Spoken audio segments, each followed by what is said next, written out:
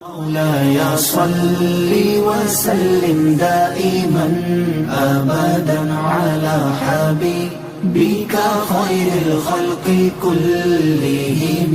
مولاي صل وسلم دائما أبدا على حبيبك خير الخلق كلهم. مولاي صل وسلم دائما أبدا. نحمده ونصلي ونسلم على رسوله الكريم. اما بعد فاعوذ باللہ من الشیطان الرجیم. بسم اللہ الرحمن الرحیم. ذالک الکتاب لا ریب فیہ ھدی للمتقین. صدق اللہ العلی العظیم وصدق رسولہ النبی الکریم ونحن علی ذالک لمن الشاہدین والشاکرین والحمد للہ رب العالمین. حضرت گرامی، اللہ رب العزت نے انسان کو تخلیق کیا تو اس کی رہنمائی کے لیے، اس کی ہدایت کے لیے اسے بے آسرا نہیں چھوڑا ہے، بلکہ پہلے دن سے ہی اس کا اہتمام کیا گیا اور دو طرح کے ذرائع استعمال کیے انسان کی ہدایت کے لیے. ایک تو اس نے انسانوں میں سے انبیاء اور رسل کا انتخاب کیا، جو انسانوں میں سے تھے انہی کی طرف آئے اور انہیں اللہ کا پیغام پہنچایا. ایک ایک کے پاس جا کر انہیں دعوت حق دی، دین سمجھایا، اللہ کی وحدانیت کے بارے میں ان کے ذہنوں میں جو سوالات تھے وہ دور کیے. اور دوسرا ذریعہ جو اللہ نے استعمال کیا ہدایت کے لیے وہ کتابیں نازل کی گئیں. 4 بڑی معتبر کتابیں ہیں. 3 پہلے کتابیں نازل کی گئیں، کچھ صحائف بھی نازل کیے گئے جن کا ذکر قرآن کرتا ہے. صحف ابراہیم و موسیٰ کہ مختلف صحائف بھی انبیاء کرام پر اتارے گئے تھے. اوراق پوری کتاب نہیں، کچھ صفحات دیے گئے ان کو، جس میں چند 1 یا 2 یا 3 حکم یا کام کرنے کے لیے پیغامات تھے. ان کے علاوہ حضرت داؤد علیہ السلام پر زبور کو نازل کیا، جس کے بارے میں کہا جاتا ہے یہ حمدیہ کتاب تھی، جس میں سراپا اللہ کی حمد تھی، اسی کی تعریف تھی، اسی کی ثنا تھی. حضرت موسیٰ علیہ السلام پر تورات نازل کی گئی، اور کتنی بڑی کتاب کہ موسیٰ علیہ السلام جو اللہ کے بڑے اولو العزم رسولوں میں سے ہیں، بڑے رسولوں میں سے ہیں، انہیں کوہ طور پر بلا کر پہلے 30 راتیں، پھر قرآن کہتا ہے ہم نے 40 راتیں وہاں پر انہیں بلایا، اور پھر اس کے بعد انہیں کتاب عطا کی گئی تورات. حضرت عیسیٰ علیہ السلام پر انجیل نازل کی گئی. یہ پہلے قرآن مجید سے پہلے نازل ہونے والی کتابیں ہیں، اور ان کتابوں میں اللہ تعالیٰ نے انسان کی ہدایت کے لیے رہنمائی کے اصول دیے. خود قرآن مجید اس پر شاہد ہے کہ تورات میں ہم نے کیا کیا ان کو حکم دیے تھے، بنی اسرائیل پر کیا کیا احکامات نازل کیے تھے، وہ ساری قرآن مجید ان کا ذکر کرتا ہے. تو کہنا یہ کہ یہ اللہ تعالیٰ نے نازل کی کتابیں انسانوں کی طرف، لیکن یہ ذہن میں رکھیے کہ دین پر چلنا سب سے مشکل کام ہوتا ہے. سب سے مشکل راستہ وہ ہے جو خدا کی طرف جاتا ہے. انسان بنیادی طور پر سہولت چاہتا ہے، فطری طور پر اس کے اندر جذبہ ہوتا ہے کہ میرے لیے آسانیاں ہوں. وہ مشکل اور آسان میں سے آسان چیزیں پسند کرتا ہے، مشکلات کو چھوڑ دیتا ہے. یہ ہر انسان کی فطرت میں شامل ہے، اور دین پر چلنا کوئی آسان کام نہیں. یہاں اپنی تمام خواہشات کو ترک کرنا پڑتا ہے، یہاں اپنی تمام خیالات کو چھوڑنا پڑتا ہے. اسلام یا شریعت یا دین یہ نہیں کہ آپ چند چیزیں اپنی مرضی کے خرید کر اٹھا کر لے آئیں اور باقی چھوڑ دیں. یہ تو پورے کا پورا لینا پڑتا ہے.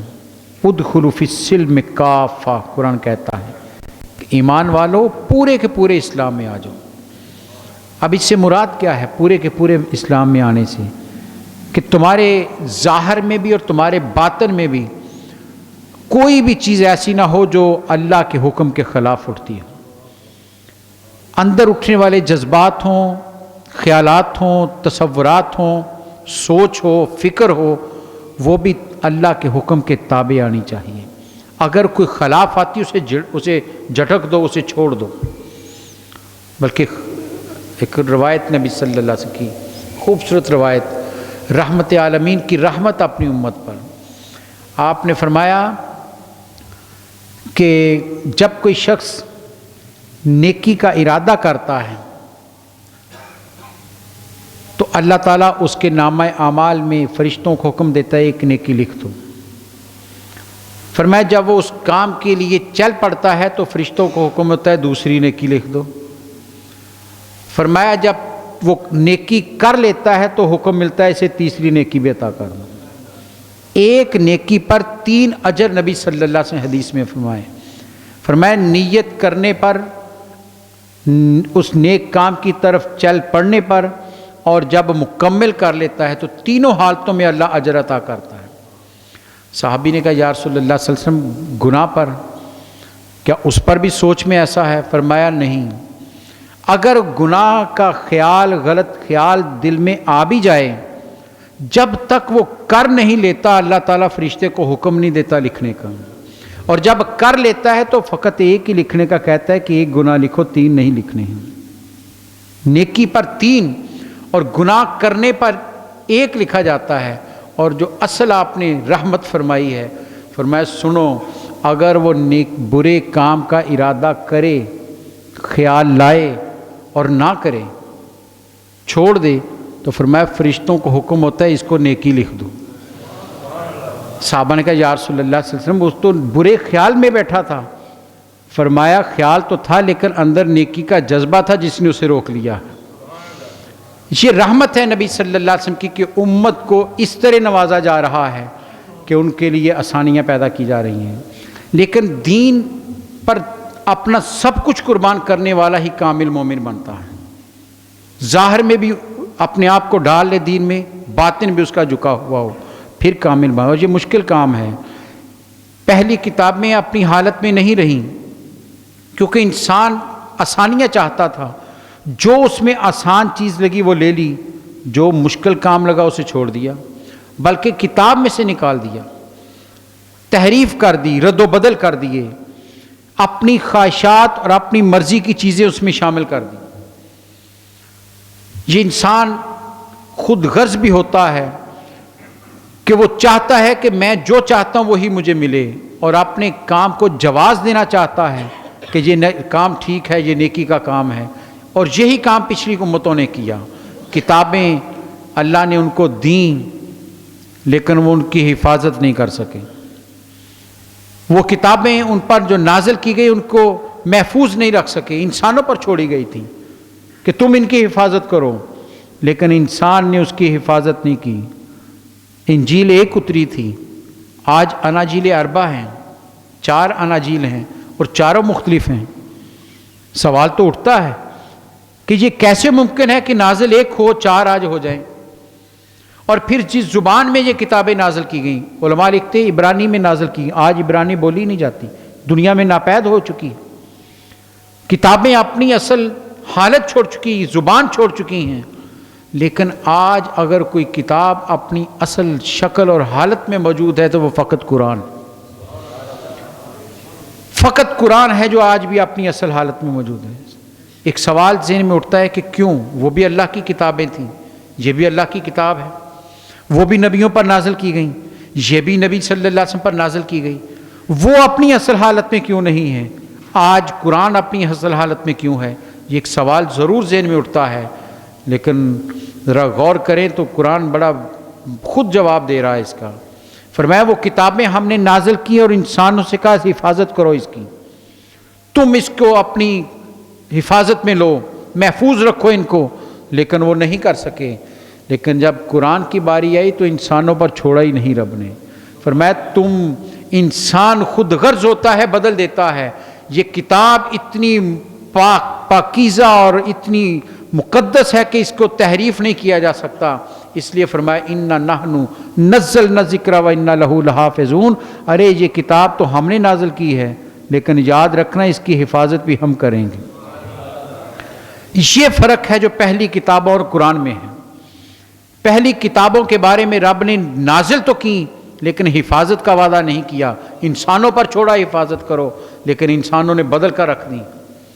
پڑھیے قرآن مجید بنی اسرائیل کے واقعات، کس طرح ان میں ترمیمیں کی گئی ہیں، کیا کیا اس میں اضافے کیے گئے ہیں۔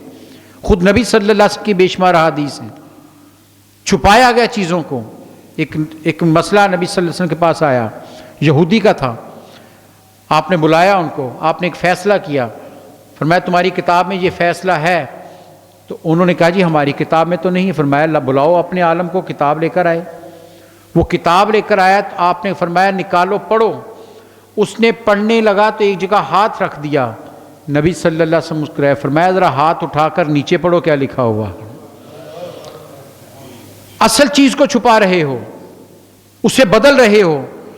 تو قرآن تو بتا رہا ہے کہ پہلی کتابیں اپنی اصل حالت میں نہیں ہیں، بدلی جا چکی ہیں، لیکن فقط قرآن ایسی کتاب ہے جب سے نازل ہوئی ہے اور جب تک یہ دنیا قائم رہے گی قرآن اپنی اصل حالت میں موجود رہے گا۔ کیوں کہ یہ رب کا کلام ہے اور اس کی حفاظت بھی وہ خود کر رہا ہے۔ اس نے خود وعدہ کیا ہے کہ میں حفاظت کروں۔ کیسی حفاظت کی ہے؟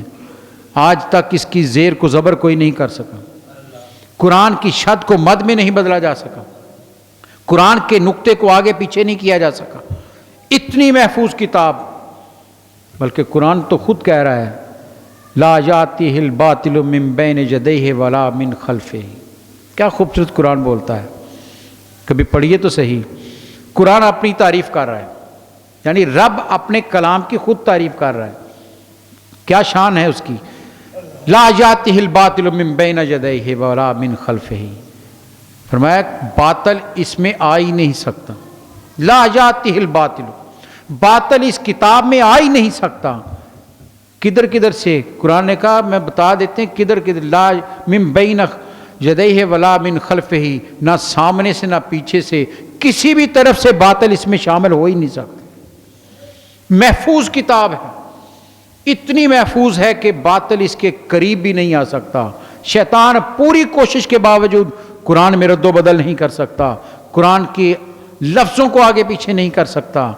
اور اس کی حکمت بتا دی کیوں نہیں ایسا کر سکتا۔ پڑھیے ذرا اگلے جملے، قرآن نے کہا کیوں نہیں کر سکتا، باطل کیوں نہیں آ سکتا۔ فرمایا تنزیل من حکیم حمید، ارے یہ اس نے نازل کیا جو حکمت والا ہے اور حمد والا۔ اصل میں تو نازل جس نے کی ہے وہ شان والا ہے۔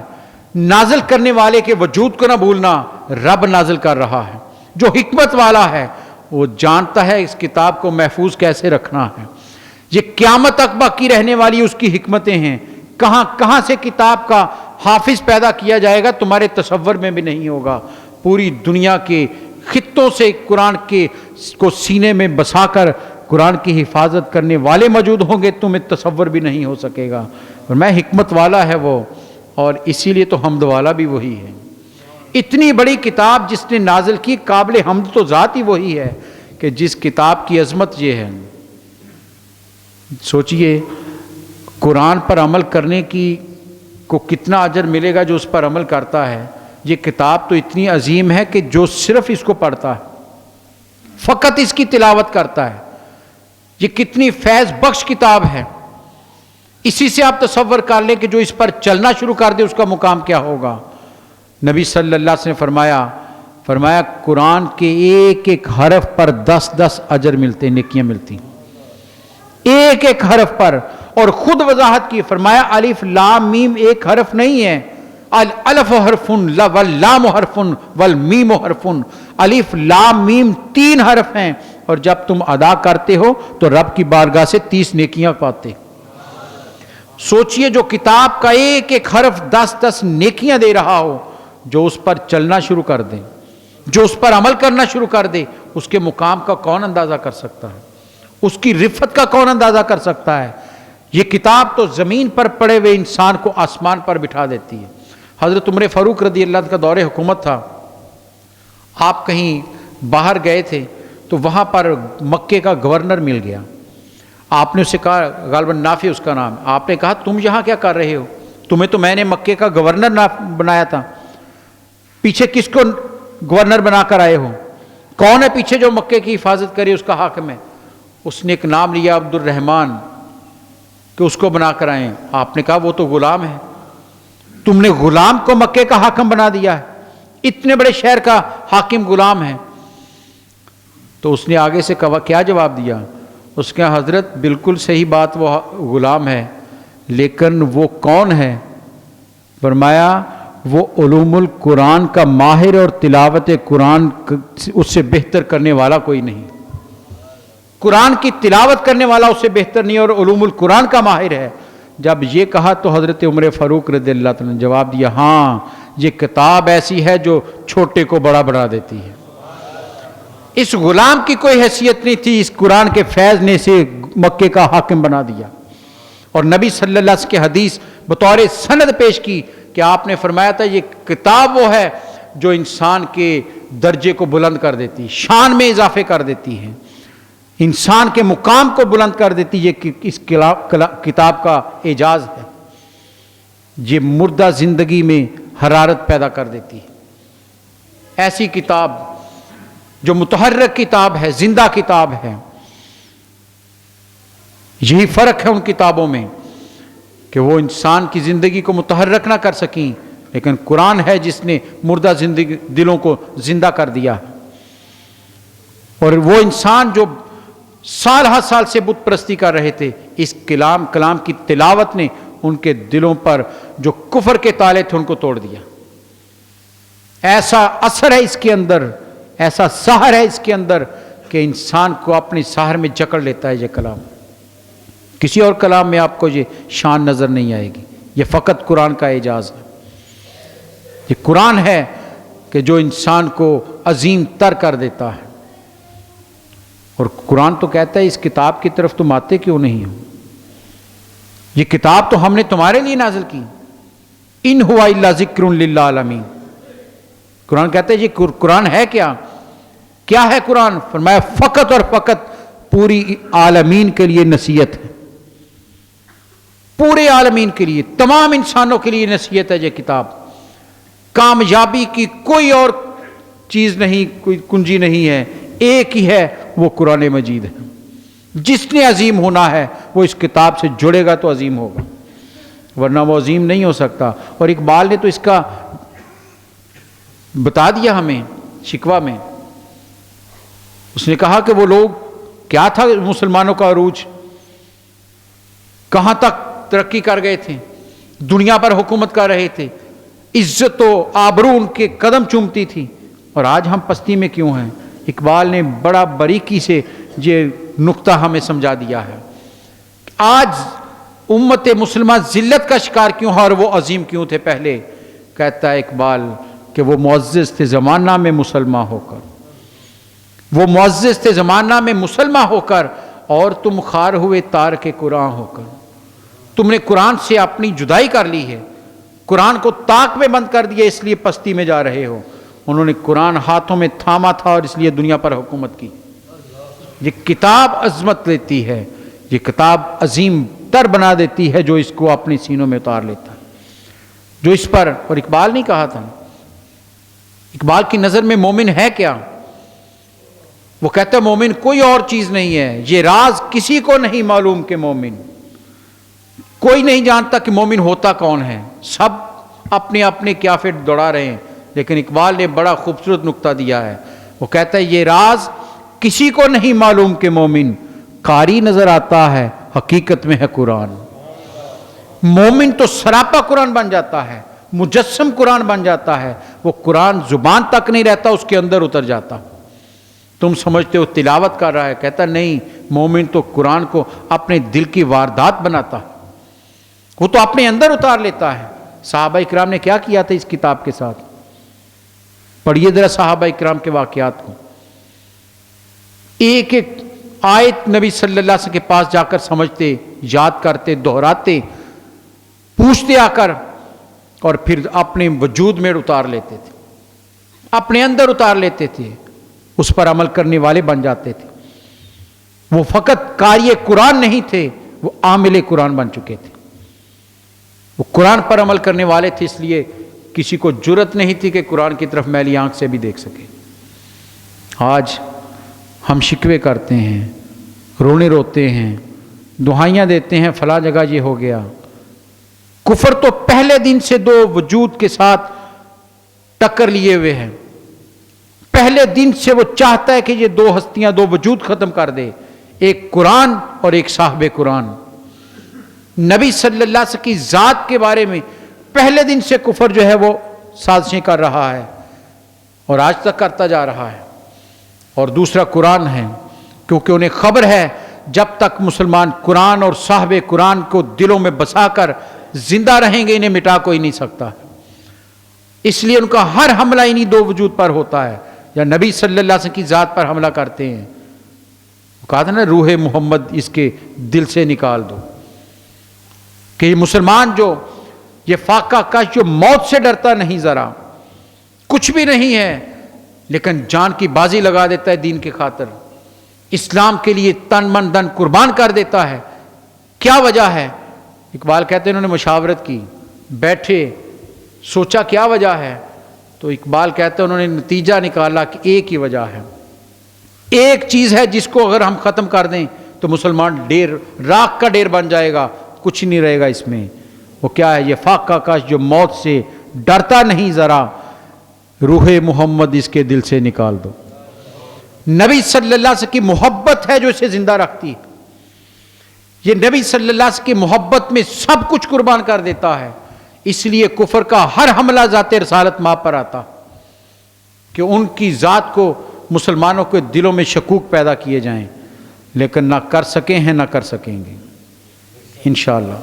کیوں کہ مسلمان اگر نام کا بھی ہوگا تو محبت رسول کے بغیر زندہ رہ نہیں سکتا. ایک ہی تو سہارا ہے جو اسے عظیم کرتا ہے، ایک ہی تو نسبت ہے جو اسے سہارا دیتی ہے کہ جہاں بھی، قبر میں بھی، حشر میں بھی کوئی تمہارے ساتھ نہیں ہوگا، میرے نبی میں تمہارے ساتھ ہوں.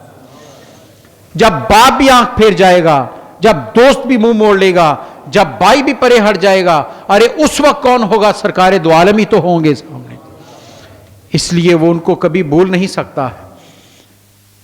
وہ گناہگار تو ہو سکتا ہے لیکن اپنے نبی سے بے وفائی نہیں کر سکتا. اور دوسرا قرآن، ہمیشہ کفر کی کوشش رہی قرآن کو متنازع بنانے کی، لیکن نہ پہلے کر سکے نہ اب کر سکے. قرآن نے چیلنج کیا ہے، ارے یہ کتاب تمہارے درمیان نازل کی ہے، اگر اتنا دعویٰ ہے اپنی زبان پر تو لاؤ اس کی مثل. 3 چیلنج کیے قرآن مجید نے. پہلا چیلنج کیا اس کی مثل ایک کتاب لے آؤ. پھر چیلنج کو تھوڑا کر دیا کہ یہ کہاں لا سکیں گے. سورہ ہود میں کہا 10 صورتیں لے آؤ. پھر رب نے کہا یہ تو 10 بھی نہیں لا سکتے. آخر میں کیا کہا؟ فاتو بسورۃ من مثلہ، ایک صورت ہی لے آؤ، ایک صورت. اور نبی صلی اللہ علیہ وسلم پر جب سورۃ الکوثر نازل کی گئی، آپ نے بارہا سنا، 3 آیات پر مشتمل سب سے چھوٹی صورت آپ نے لکھوا کر کاغذ پر کعبے کی دیوار سے لٹکا دی. فرمایا لاؤ اس کی مثل، اس سے چھوٹا کیا ہو سکتا ہے، لاؤ اس کی مثل. مکے والے کہنے لگے یہ تو مشکل نہیں ہے، 3 جملے بنانے ہیں، ہم تو زبان دان ہیں، اپنے آپ کو عرب کہتے ہیں کہ بولنا ہمیں آتا ہے، باقی دنیا تو عجمی ہے، گونگی ہے. ابو جہل نے ادھر ادھر سے شاعر اکٹھے کیے، طائف کا شاعر بلا لیا، بڑا مشہور شاعر تھا، کہ آ جاؤ آج تو مقابلہ آسان ہو گیا، صرف 3 جملے بنانے ہیں اور اس کا جواب دینا ہے. وہ آیا تو اس نے کہا کس کا جواب دینا ہے؟ تو ابو جہل نے کہا وہ 3 جملے اس نے لکھے ہیں محمد صلی اللہ علیہ وسلم. کہا پہلے مجھے پڑھاؤ کیا ہے. اب وہ شاعر ابو جہل سرداران مکہ، پورا مکہ اس کے ساتھ قافلے کی صورت میں، جلوس کی صورت میں کعبہ کی طرف آ رہے ہیں، اور کعبہ کی دیوار کے سامنے کھڑے ہو گئے جہاں سورۃ الکوثر لکھی ہوئی تھی. کھڑا ہو گیا، وہ اونچی زبان میں پڑھنے لگا. سارے خاموش ہیں، سارے سرداران مکہ. اس نے اونچی آواز میں پڑھا انا آتیناک الکوثر فصلی لربک وانحر ان شانیہ کا ہوا الابتر، یہ کہنے کی دیر تھی، فوراً اس کی زبان سے نکلا ما ھذا کلام البشر، لوگوں یہ انسان کا کلام ہی نہیں۔ یہ حقانیت ہے قرآن مجید کی۔ کفر کے منہ سے اعتراف کروایا ہے، جو زبان پر ناز کرتے تھے، جنہیں عربی پر ناز تھا کہ تمہاری زبان میں اتارا ہے، مقابلہ نہیں کر سکتے اس کا، تم ایک جملے کا مقابلہ نہیں کر سکتے، تم قرآن کا مقابلہ نہیں کر سکتے، صاحب قرآن کا کہاں کر سکتے؟ ارے جو ان کی تائید میں اتارا گیا، تم ان کے معجزے کا مقابلہ نہیں کر سکتے، میرے رسول کا مقابلہ کہاں کر سکو؟ جس طرح قرآن بے مثل ہے، ایسے ہی رسول محتشم بے مثل وجود، نہ اس کا کوئی مقابلہ کفر آج تک کر سکا، نہ کر سکے گا، اور نہ نبی صلی اللہ علیہ وسلم کا مقابلہ کفر کر سکتا۔ یہ قرآن مجید ہے، اور قرآن دعوت غور و فکر دیتا ہے۔ قرآن کہتا ہے کہ آؤ اس کی طرف، غور کرو اس قرآن پر، یہ میں نے زندہ انسانوں پر اتارا ہے، ہم نے اسے مردہ لوگوں کے لیے رکھ لیا ہے، یقیناً انہیں اجر ملتا ہے، لیکن اس کا اصل جو خطاب ہے وہ زندہ انسان ہے، مخاطب زندہ انسان ہے، کہ متحرک زندگی کے لیے قرآن نازل کیا گیا تھا۔ قرآن کہتا ہے افلا، وہ کیا جملہ ہے قرآن مجید کا کہ افلا یتدبرون القرآن ام علی قلوب اقفالها، یہ قرآن پر غور و فکر کیوں نہیں کرتے؟ قرآن کہہ رہے ہیں کیوں تدبر نہیں کرتے، کیوں قرآن کی طرف نہیں آتے، کیوں قرآن کی محافل نہیں سجائی جاتی، کیوں قرآن کو سمجھنے کی کوشش نہیں کی جاتی، تدبر کیوں نہیں کیا جاتا، قرآن کھول کر غور کیوں نہیں کرتے؟ ام علی قلوب اقفالها، کیا دلوں پر تالے پڑ گئے ہیں؟ قرآن کہہ یہ رہا ہے جو قرآن پر غور نہیں کرتا اس کا دل، اس پر تالا لگ چکا ہے، دل بند ہو چکے ہیں۔ دلوں کو کھولنا ہے تو قرآن کی چابی سے کھولیے، دلوں کو آباد کرنا ہے تو قرآن کے نور سے کیجئے، دلوں کو منور کرنا ہے تو قرآن کی آیات کی روشنی سے کیجئے، ورنہ دل منور نہیں ہو سکتے، بند ہیں دل۔ ام علی قلوب اقفالها، قرآن کا جملہ بڑا واضح ہے، دلوں پر تالے پڑے ہیں، دل اسی کا کھلے گا جو قرآن پر غور کرتا ہے، جو قرآن کی طرف آتا ہے، جو قرآن کو اپنا رہنما بناتا ہے، جو قرآن کو اپنا ہادی بناتا ہے، وہی کامیاب ہے۔ آئیے شکوے کی بجائے قرآن کے سامنے اس کا حق ادا کرنے کی کوشش کریں۔ کفر تو کرے گا اس کے ساتھ زیادتی کی کوشش، ہم نے اس کا حق کب ادا کیا؟ سوچئے تو صحیح، کب ہم نے اس کلام کا حق ادا کرنے کی کوشش کی ہے؟ بات قرآن کی ہے، اس لیے جملہ کہے بغیر رہ نہیں سکتا۔ معذرت کے ساتھ اپنے اندر جھانک کر خود سوچئے، ہمارے گھروں میں کتنے افراد روزانہ کی بنیاد پر تلاوت قرآن کرتے ہیں؟ سوچئے تو صحیح، کتنے گھروں میں روزانہ ہر فرد اٹھ کر صبح قرآن کھولتا ہے؟ اور ایک حدیث ہے نبی صلی اللہ علیہ وسلم کی، آپ نے فرمایا نظر کا، آنکھ کا صدقہ اتارو۔ پوچھا گیا یا رسول اللہ علیہ وسلم بینائی کا، بصارت کا صدقہ وہ کیا ہے؟ فرمایا قرآن پڑھا کرو۔ یہ نظر دنیا کے تماشے دیکھنے کے لیے نہیں ہے، اللہ کی آیات پر ٹکاؤ ان کو، اس کی نورانیت بڑھے گی، اللہ کے نور، آیات کے نور سے اس کو چمکاؤ۔ ہم نے اسے بند رکھا ہوا ہے۔ ہم تو تلاوت سے بھی گئے، ہم تو قرآن کو ایک دو مواقع کے لیے رکھا ہوا ہے، ورنہ قرآن بند ہے۔ تو کیوں نہ کفر اس کے ساتھ پھر کرے گا؟ وہ تو چاہتا ہے قرآن کو متنازع کرنا۔ جس بچے کے دل میں قرآن کی آیات نہیں اترتی، جس کی زبان سے آیات قرآن جاری نہیں ہوتی، اسے کیا خبر کہ قرآن کے ساتھ کتنا بڑا ظلم ہو گیا ہے؟ اسے کیا خبر قرآن کے ساتھ زیادتی کتنی کی گئی ہے؟ قرآن کا درد اسے ہوگا جس کے دل میں قرآن ہوگا۔ قرآن سے زیادتی پر دل اس کا مچلے گا جس نے قرآن پر غور کیا ہوگا، قرآن کو پڑھا ہوگا۔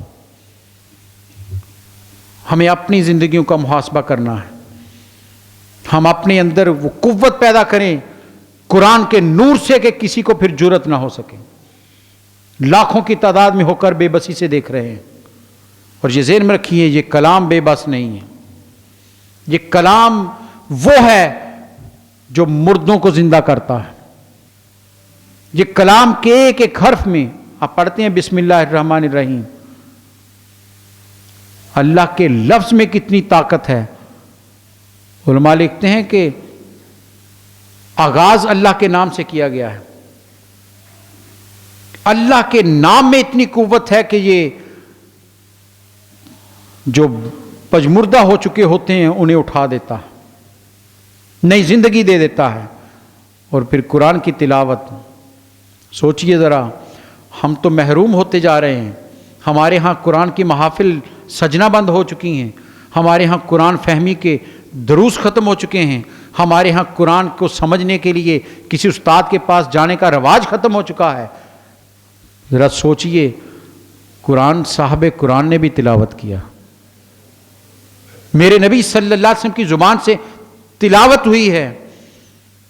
آپ حتیم میں تلاوت قرآن کر رہے ہیں، نماز میں کھڑے اس قرآن کا اثر دیکھیے گا. آپ تلاوت کر رہے ہیں نماز میں اونچی آواز میں، اور ابو جہل نے مکے میں یہ شہرہ کیا ہوا ہے کہ کوئی اس کی آواز نہ سنے نبی صلی اللہ علیہ وسلم کی، کہ یہ جادو کر دیتے ہیں.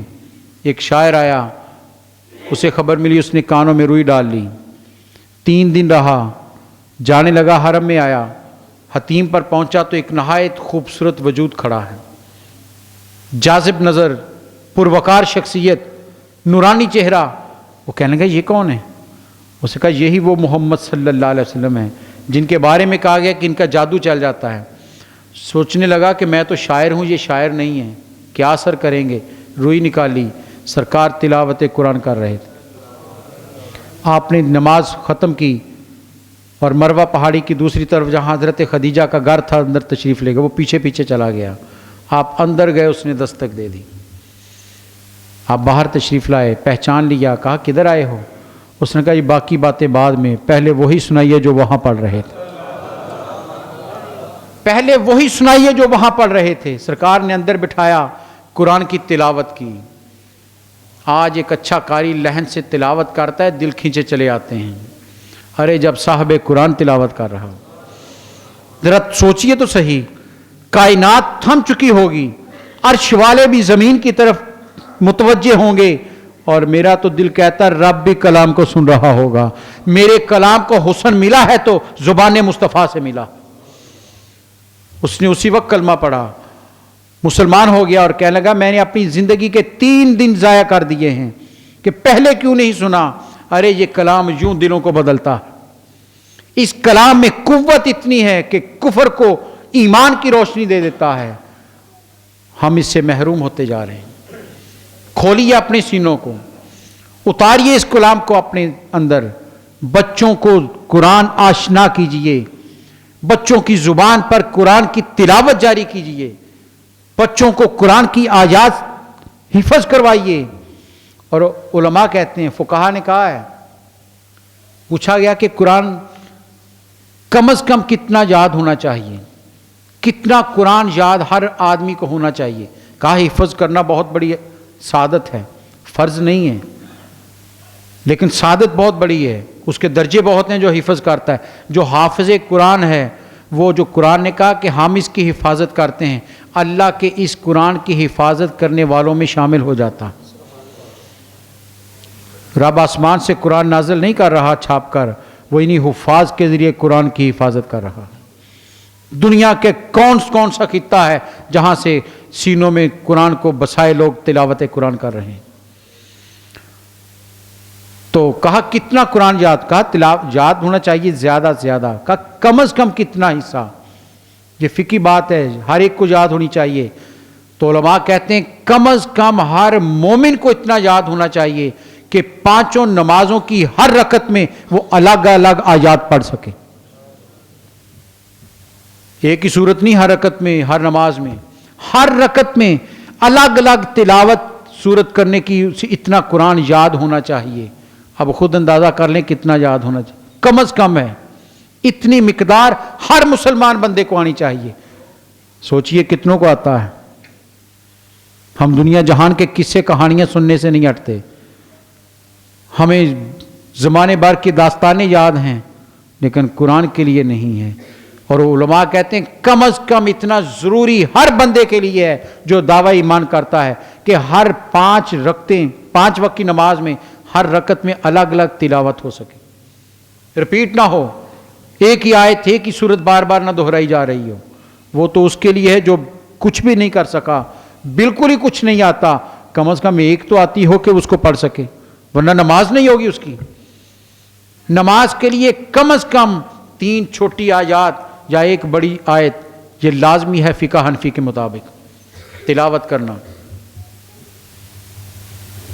سوچئے ہم نے مسائل قرآن کے سیکھے کہاں سے ہیں؟ ہمیں کیسے پتا چلے کہ اتنا قرآن تو مجھ پر فرض ہے یاد کرنا؟ تو آئیے بجائے کہ ہم شکوے شکایت کریں فلاں نے یہ کر دیا، ہم بھی تو اس کا حق ادا کرنے کی کوشش کریں. پہلے اپنے آپ کو تو ہم درست کر لیں، ہم بھی تو اپنے گھر کو سیدھا کریں، ہم بھی تو اپنے گھر سے قرآن کی آواز کو یوں اٹھائیں کہ صبح کا سورج نکل رہا اور گھروں سے تلاوت قرآن جاری. اقبال نے کہا تھا نا کہ حسین ایسے پیدا نہیں ہوتے، دعوے بڑے ہیں لیکن حسینی کردار نہیں پیدا ہوتے. اقبال کہتا ہے تب پیدا ہوتے ہیں جب ماں گود میں بچے کو لے کر چکی چلاتے ہوئے تلاوت قرآن کر رہی ہوتی، پھر حسینی کردار پیدا ہوتے ہیں. پھر ہزاروں کے سامنے بھی اکیلا حسین کھڑا ہوتا ہے، کوئی گرا نہیں سکتا. تم جسم کاٹ تو سکے ہو امام حسین کا لیکن انہیں نیچا نہیں کر سکے ہو. یہ قرآن کا اعجاز. اور جس نے تلاوت اتنی کی ہو، ہمیشہ تلاوت قرآن کرتے رہے ہوں، رب نے کتنا موقع دیا ہے کہ سر نیزے پر بھی چڑھ گیا، تلاوت قرآن جاری ہے. کیوں جاری ہے؟ کہ تلاوت اتنی کی ہے، اتنا قرآن پڑھا ہے کہ اب مرنے کے بعد بھی زبان خاموش نہیں تلاوت کرتی جا رہی. تو آئیے قرآن کی طرف رجوع کریں، لوٹیں قرآن کی طرف. بہت دوری ہو چکی ہے، ہم نے بہت سی محافل سجانی شروع کر دی ہیں لیکن قرآن کا حق نہیں ادا کر رہے. میرے نبی صلی اللہ علیہ وسلم قرآن سکھایا کرتے تھے. یعلمہم الکتاب والحکمہ، قرآن آپ کے مناسب کی تفصیل بیان کر رہا ہے کہ نبی صلی اللہ علیہ وسلم قرآن سکھانے آئے ہیں، صرف تلاوت کرنے نہیں آئے، سکھانے بھی آئے ہیں. آئیے قرآن سیکھنے کی کوشش کریں، کسی استاد کے پاس بیٹھیں، عالم کے پاس بیٹھیں، پوچھیں اس سے کہ قرآن مجھے. اور علماء نے بڑی خوبصورت بات کہی، وہ کہتے ہیں قرآن کو یہ نہ پڑھو کہ اللہ کا کلام ہے، عربی میں ہے، کہتے جب بھی پڑھو اس یقین کے ساتھ پڑھو کہ رب مجھ سے باتیں کر رہا ہے. بتائیے یہ کس کے لیے نازل کیا گیا ہے؟ انسان کے لیے، میرے لیے، آپ کے لیے اتارا گیا ہے. رب اپنا کلام، اس لیے کہا جب بھی قرآن پڑھو اس یقین کے ساتھ پڑھو کہ میں کوئی عام نہیں بات کرنے لگا، میں نہیں بول رہا، میرے ساتھ رب کلام کر رہا ہے، کیونکہ رب کا کلام ہے. جب اس یقین سے ہم قرآن کے سامنے بیٹھیں گے پھر اس کا ادب کرنا بھی آ جائے گا، پھر اس کا احترام بھی آ جائے گا، پھر اس کے جذبے بھی دلوں میں اتر جائیں گے، پھر قرآن ہمارے وجود کا حصہ بن جائے گا.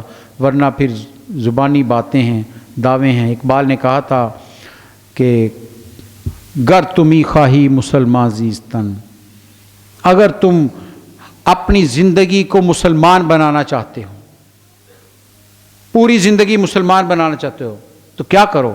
گر تمہیں خواہی مسلمان زیستن، اپنی زندگی زیست مسلمان کرنا چاہتے ہو، نیست ممکن، کبھی نہیں ہو سکتا جز بقرآن زیستن، جب تک تم قرآن کو اپنی زندگی میں نہیں اتارتے. جب تک قرآن تمہاری زندگی میں نہیں اترتا تم مسلمان زندگی گزار ہی نہیں سکتے. یہ اقبال کہہ رہا ہے. آئیے پھر قرآن کے ساتھ آواز تو بلند کرتے ہیں. کیا اس پر دل نہیں دکھا جو آج سویڈن میں ہوا یا دوسرے ملکوں میں ہوا؟